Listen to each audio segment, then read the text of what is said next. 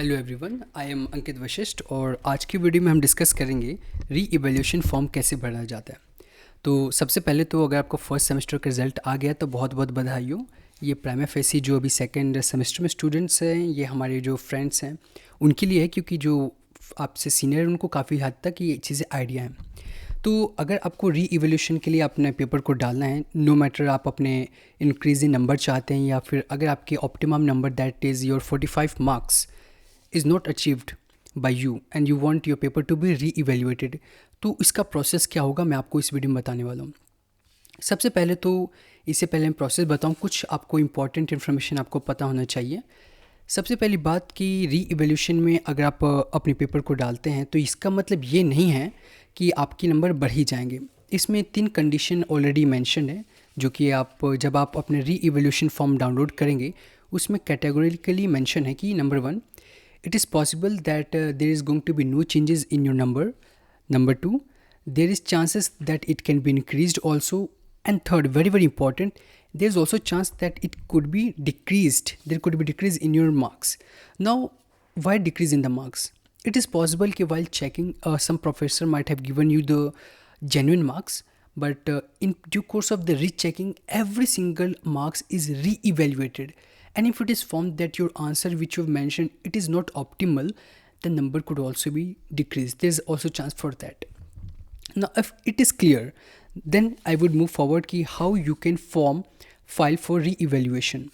तो सबसे पहले आपको जो है दिल्ली यूनिवर्सिटी के वेबसाइट पे जाकर एक री-इवैल्यूएशन का फॉर्म जो इस तरह से दिखता है इसको आपको डाउनलोड कर लेना है। मैं इसका लिंक डिस्क्रिप्शन में या फिर कमेंट बॉक्स में डाल दूँगा, आप जाकर वहाँ से डाउनलोड कर सकते हैं। ये this is how your reevaluation form does look like.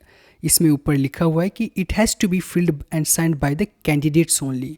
So ensure कि आप अपने फ्रेंड्स नहीं, आप केवल कोशिश करें कि आप खुद ही इन सब चीज़ों को प्रोसेस करें और खुद ही अपने सभी डॉक्यूमेंटेशन को जमा करें ताकि बाद में आपको कोई दिक्कत ना हो।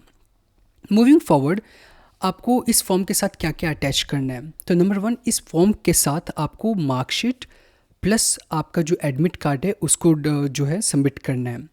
नाउ सबमिशन का तरीका कैसे होगा, आपको एज इट इज़ फॉर्म को फिल करके सबमिट नहीं करना है, आपको फॉर्म फिल करना है प्लस में आपको अपनी मार्कशीट अटैच करनी है और मार्कशीट के साथ ही आपको अटैच करना है अपने एडमिट कार्ड।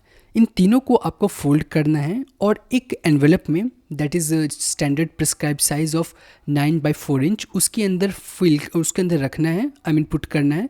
एंड देन उसके एनवेलप के ऊपर आपको अपना name plus other relevant details and very importantly आपको अपना एड्रेस भी मेंशन करना है।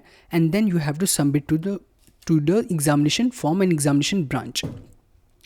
Now one more thing you have to take care while filling up this form is that आपको एक ही बार में सभी के सभी जो जिस पेपर के अंदर आप री इवैल्यूएशन करवाना चाहते हैं उन सभी को एक ही बार में मेंशन कर देना है। आप अगर दोबारा कोशिश करेंगे कि दोबारा मैं इसको रीवैल्यूएट कर दूसरे पेपर को रीवैल्यूएट करने के लिए दूसरा फॉर्म में डालूं तो वो सब्सिक्वेंटली रिजेक्ट हो जाएगा एज पर mention in the document itself. Plus आपको हर एक पेपर के री इवैल्यूएशन के लिए 1000 रुपीज़ जो है एग्जामिनेशन ब्रांच को सबमिट करना होगा। After the submission the further process of reevaluation would take place. उसमें भी कुछ certain things which would take place. कैसे होगा री इवैल्यूएशन मैं आपको बताता हूँ।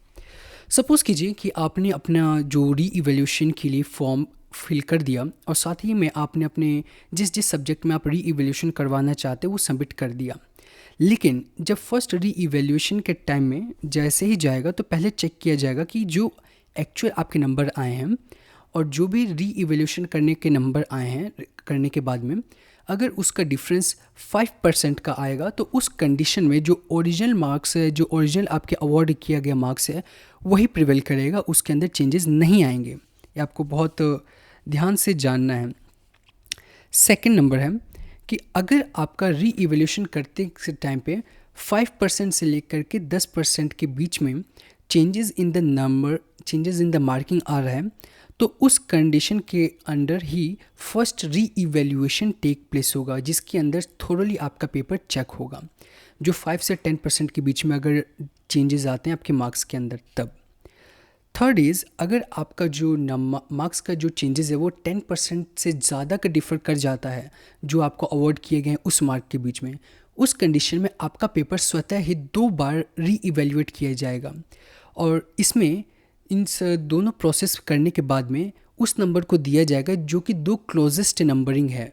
दैट मीन्स सेड कि अगर फर्स्ट जो भी आपका अवॉर्डेड नंबर है वो, उसके बाद जो 2 री एवोल्यूशन करने के बाद में जो भी नंबर आए हुए हैं उनमें जो दोनों के बीच में समांतर नंबर है, जैसे कि अगर आपके 45 से बढ़ कर के 60 हो गए हैं और एक में 62 आया है, एक में आपका 65 आया है, तो नियरेस्ट जो आपके 60 to 65 जो है उसको कंसिडर किया जाएगा।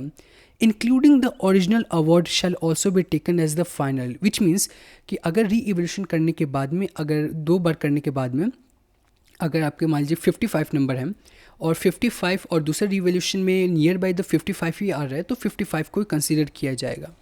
I hope that is clear. If not then you can ask further down in the comment box as well. Now ये करने के बाद आपका री एवोल्यूशन प्रोसेस कंप्लीट हो जाता है और आपके जो नंबर्स हैं आपको मिल जाएंगे री एवोल्यूशन के बाद में, जिसकी आप अपडेट्स DU के वेबसाइट पर देख सकते हैं। I hope it is clear how री इवेल्यूशन डज टेक प्लेस। इसके सिवाय अगर कुछ और भी डाउट्स हैं तो आप नीचे कमेंट बॉक्स में पूछ सकते हैं। Thank you for watching this video.